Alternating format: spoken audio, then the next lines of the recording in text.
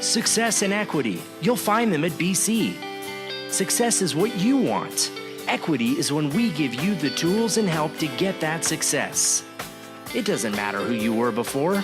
We're here to level the playing field and create a fair world where you can succeed no matter who you are, what you look like, or where you were before. We'll tell you how on BC TV. And now your host, Francis Mayer. Good morning and welcome to Success and Equity on BC TV. I'm your host, the Multimedia Outreach Specialist, Francis Mayer. My job at Bakersfield College is to look for interesting stories, and you guessed it, I've got it pretty easy. There isn't a day that goes by where I don't encounter a student, a staff member, a member of faculty, or an administrator who isn't doing something inspiring to improve the lives of students. And that can sound trite and cliche, improve the lives of students, but what does it really mean? Well, it means building more productive and healthier community members so that our city is filled with folks who are more educated, have better earning power, and that in turn makes for a better city. And you might ask yourself, how could Bakersfield get much better? Well, there's always room for improvement. Today, we're going to be looking at a couple pieces that student producer, although she's pretty professional, Belinda and I put together when we went and visited welding instructor Jeremy Staat. Now, he has some students with different abilities in his program. And those different abilities might not seem at first look like they would lend themselves to a career that can be as dangerous and explosive as welding. When Belinda and I were in the welding lab, we were sweating, and all we were doing was taking pictures and talking to people. But to be a student in those programs, well, there's a lot more than just sweat involved. Let's take a look.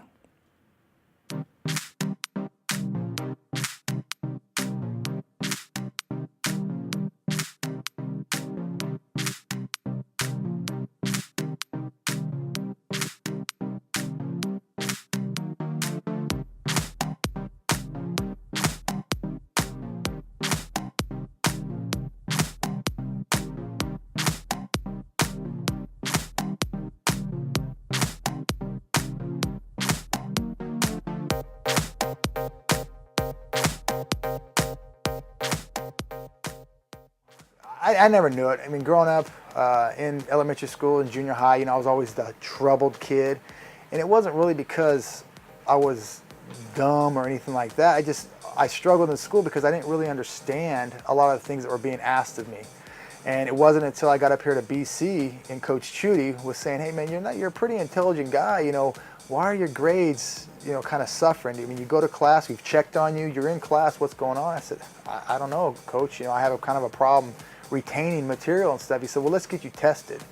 And that's the first time I ever heard of a learning disability or anything like that. People just diagnosed me as ADHD or hyperactive or a bad kid. And until I got up here to BC and got tested, I never knew that I had a learning disability, which was ADHD and dyslexia. And so when I see these kids come to my door and they all have these different learning disabilities or ailments, if you will, I really want to go the extra mile to make sure that I teach them everything I can and teach in different ways to ensure that I, reach out to these students and actually, connect with them on so many different levels. And so after it was explained to me what a learning disability is and that you're not dumb or anything like that, but you might just need some extra help, maybe some extra time, like for me, taking tests, test anxiety, forget about it because I'm worried about the time instead of what's on my test. And so I do everything I can to really reach out to these kids and help them no matter what their ailment is, whether it's a learning disability or a physical disability. You never know what kind of students are going to walk through your door. In this semester, I had heard that there were 2 deaf students that were going to be in my class. And for me, having deaf students in my class, it completely changes the dynamics of how I teach, because not only do you have 2 deaf students, but you also have an interpreter who is trying to interpret what you're saying. And so you got to kind of readjust the flow of your classes and your lectures. Not only that, but you also have to change up, any kind of videos or PowerPoints that you have to make sure that there's closed caption in it. And so if you're used to using one type of video and you have to switch to another type of video or just your lecture style, it kind of changes things up. But I actually like it because it's a challenge and it forces me to slow down to make me kind of, explain things, I guess, a little bit more thorough. But, for us as instructors, we're trying to get through our lectures and also get them into the lab so they get their practical application time as well. But, it's always a challenge, and I love it. And, for me, education, as an educator, it's up to me to not judge the disability, but to give them all the tools that they need to become successful in whatever it is that they want to do. Some people say, well, they're deaf, or he's in a wheelchair, or he only has one arm, they'll never make it in industry. Well, that's not for me to decide. For me, it's to give those the tools for them to be as successful as they can be. Because, for instance, Isaac, he has one arm that doesn't completely work. I said he's never going to be able to TIG weld, he's never going to oxyacetylene weld, and he went in there and proved me wrong. And so you can never judge a book by its cover. Well, really, for me, I like to learn something new. So I went ahead and applied for welding, and really my goal is an auto mechanic. But I decided that that would be an important supplement for me, as well as a good benefit to that major. So I thought it would also be good for me to put down as a reference for a future employment. Well, really for me, I don't feel any less than anyone else or behind with the fact that I have an interpreter.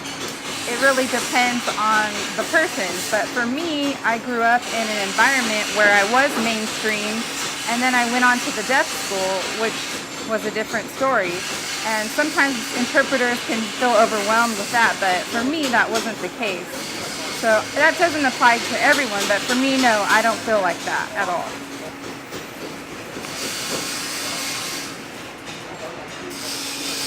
I made this decision myself, but as for my family, they really want me to become a teacher or something more professional, as they say, but I don't really care about that.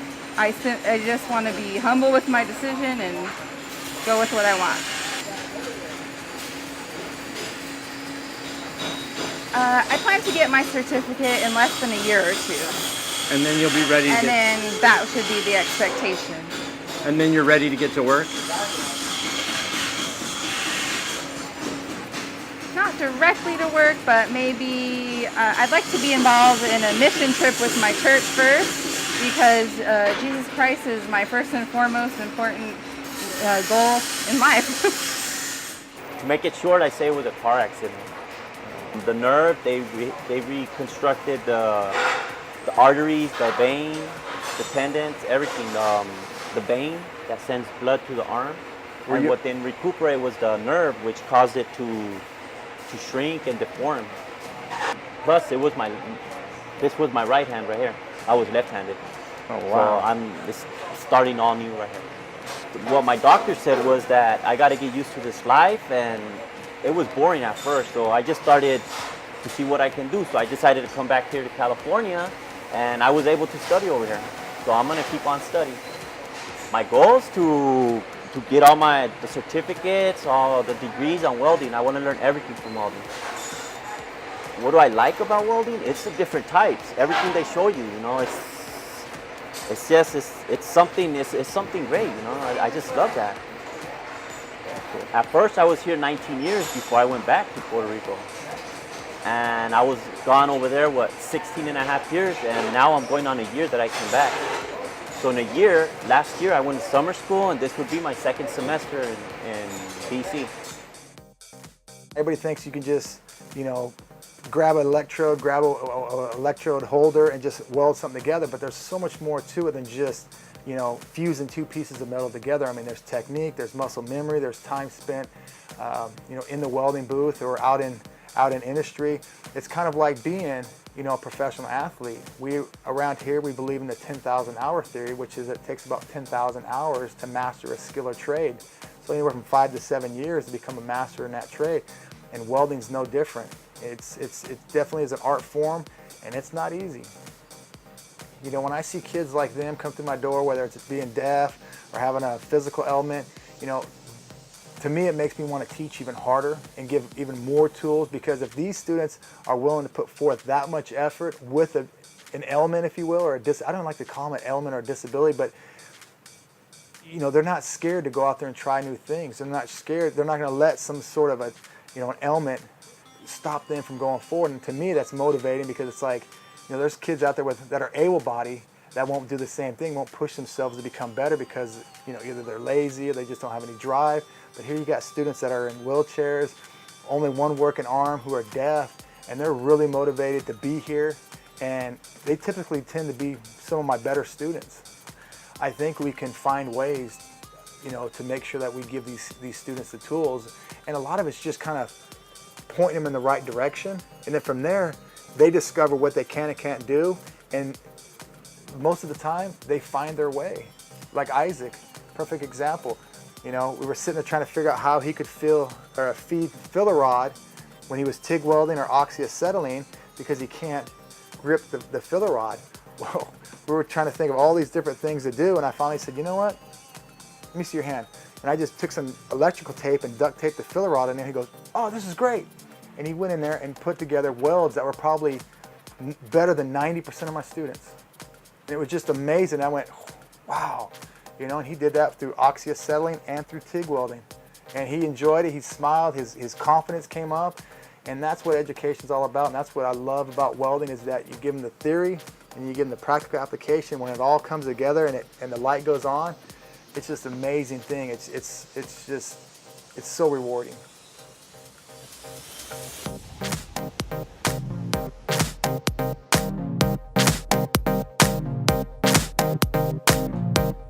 Indivisible with liberty and justice for all, and Jeremy Staat's welding class is a great example of that. Now, a lot of you are familiar with his story, but in case you aren't, as he shared there, he went to Bakersfield High School where he was a standout athlete. He didn't realize until he came to Bakersfield College that he had a learning disability. He would go on to be a star at Arizona State, was drafted in the second round by the Pittsburgh Steelers, a football team you may have heard of.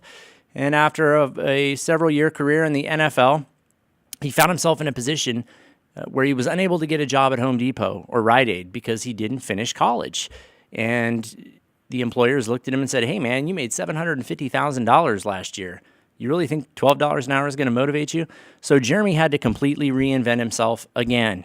And after getting out of the Marine Corps, he finished his degree. And then he came back to BC and learned to weld. And now he's an instructor. BC is a place where you can find yourself, where you can reinvent yourself, and where you can learn to help others. And we're going to show you in the next segment how some of those welding students are doing just that after helping themselves. More to come on BC's Success and Equity on BC TV.